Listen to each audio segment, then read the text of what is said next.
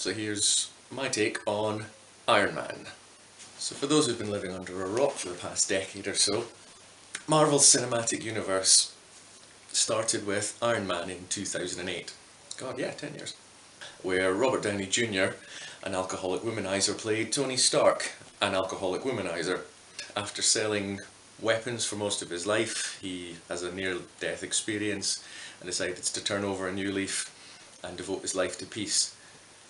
Because this is a superhero, he devotes his life to peace by creating the most deadly weapon the world has ever seen, and then using it to beat up bad guys. His superpower, the suit, begins by a weakness, the shrapnel being kept out of his heart by the device which ends up powering the suit. It's a nice little touch to turn a weakness into a strength. Jeff Daniels' Obadiah Stane is a fantastic, believable villain. There's no part of me that doubts whether the CEO of a weapons company would kill his best friend if he thought it would get him a profit.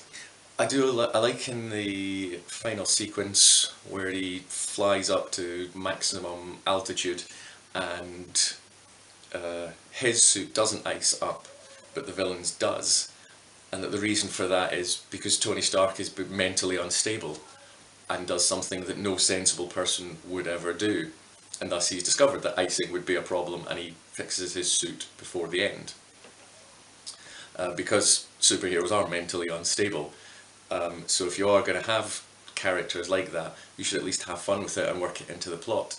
Some of the dialogue on watching it again doesn't flow as well as some of the other stuff does. But I don't know if it's done deliberately because it seems more like the way people speak.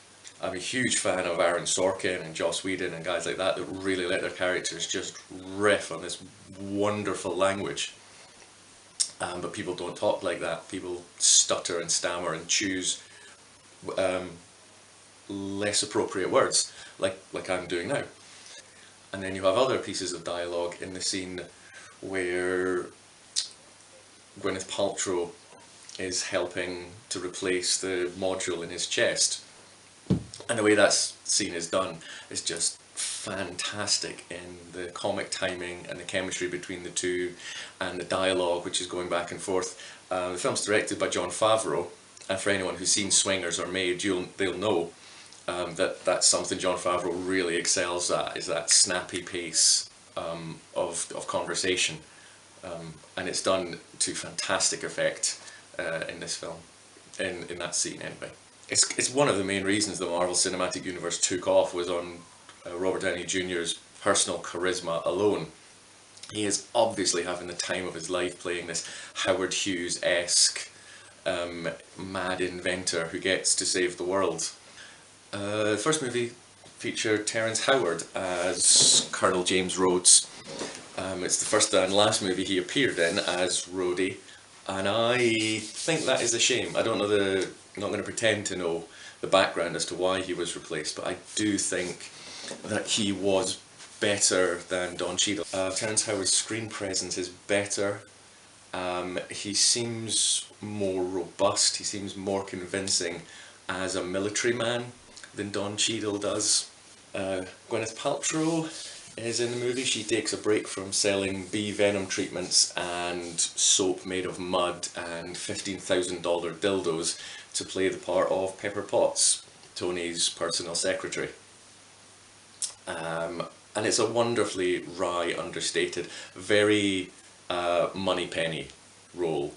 And the two of them, badinage between the two of them is really, really fun to watch.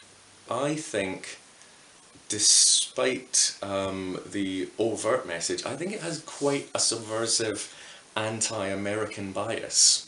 I think it's quite critical of the might makes right. For example, he talks about the weapon that you only have to fire once. And he says that's how America does it, and I think it's worked out pretty well. Now when he says that, he's standing in what I assume is meant to be Afghanistan.